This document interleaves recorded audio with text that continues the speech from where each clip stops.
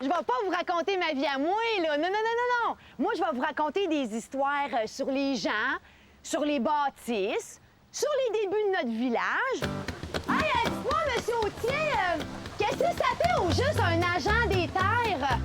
Mon travail consiste à étudier le rapport des arpenteurs. Amos vous raconte son histoire. C'est un circuit historique théâtral où on va amener des gens avec un guide qui est interprété par moi et on se promène dans la ville et finalement, on va découvrir toute l'histoire des premières années d'Amos, de la colonisation jusqu'aux années 30. Vous avouez que ça va se gagner à la sueur de votre front?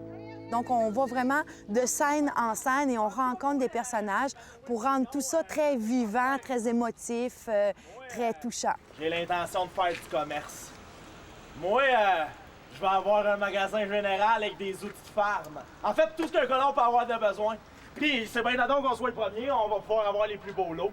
On fait découvrir la maison d'Hector Autier. On va aussi naturellement à la cathédrale où on va expliquer comment elle a été construite. Approchez-vous jusque sur les marches, il y a du bruit en ville, fait qu'approchez-vous. On va aussi aller au vieux palais de justice, aussi le long de la rivière Aricana, la rue commerciale, tout ça. Donc, on va à des endroits d'importance dans ce qu'on appelle le vieux Amos.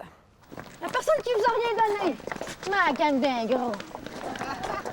Le public, au début, est un petit peu déstabilisé parce qu'ils ne sont pas habitués de voir les comédiens si près. Et en plus, on leur parle et des fois, ils doivent participer. Donc, il y a une petite gêne au début qui se fait dans le groupe, mais au fur et à mesure qu'on avance dans le circuit, il y a comme un esprit de groupe qui se fait entre les gens qui ne se connaissent pas à prime abord. Ça, c'est quelque chose qui est très rassembleur. Ça peut brûler la pharmacie, la commission des terres puis des magasins. Je trouve que c'est un moyen efficace de retenir aussi les informations plus historiques. Tout le monde paniquait, pas le café radio en plus!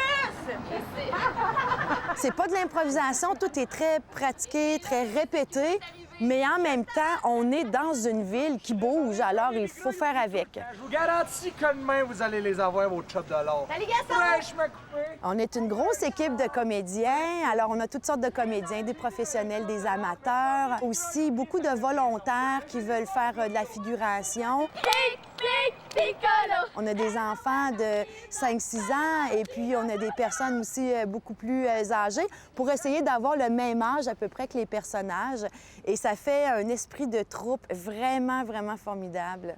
Ben, tout début, le peuple Abitibi-Winnie voyageait par canot sur la rivière Aricana. Les gens qui viennent d'Amos, c'est de redécouvrir leur ville avec des nouveaux yeux, un nouveau regard. De là, on ne voit plus l'espace de la même manière. Puis c'est intéressant aussi pour les gens qui viennent de l'extérieur parce que là, ils ont vraiment accès à ce qu'était Amos dans les débuts, qui était quand même le berceau de l'Abitibi, là, la première ville en Abitibi. C'est un nom d'origine amérindienne algonquienne qui signifie la route principale sur l'eau.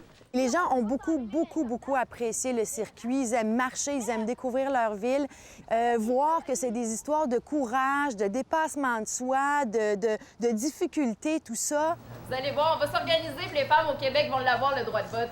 Ce qui est intéressant, c'est qu'il y a des gens qui ont connu cette époque-là parce que ça fait pas si longtemps. Donc souvent, c'est leurs parents, leurs oncles, tout ça, ils ont connu les personnages. Monsieur le capitaine, si vous avez le vent en poupe, ça vous tenterait-il de nous raconter des histoires sur la navigation? Ça va me faire plaisir, vous c'est là! Il y a beaucoup d'imprévus, ne serait-ce que Dame Nature. Alors, nous, beau temps, mauvais temps, les représentations ont lieu, donc on s'habille en conséquence, on a des parapluies, tout ça. C'est le temps de se cacher. Monsieur Sicard, là, je voulais que vous nous parliez de votre moulin, mais si vous êtes... Moi, ce que j'aime, c'est raconter des petites histoires personnelles qui vont finalement construire la grande histoire. Des petites choses que les gens sont pas au courant, des trucs très personnels, intimes, humains, parce qu'en fait, la grande histoire se construit justement avec les individus. Alors, c'est pas un tour guidé, mais c'est vraiment d'amener les gens dans l'univers émotif, là, disons, des gens qui ont construit Amos. Suivez les turcottes, venez-vous-en!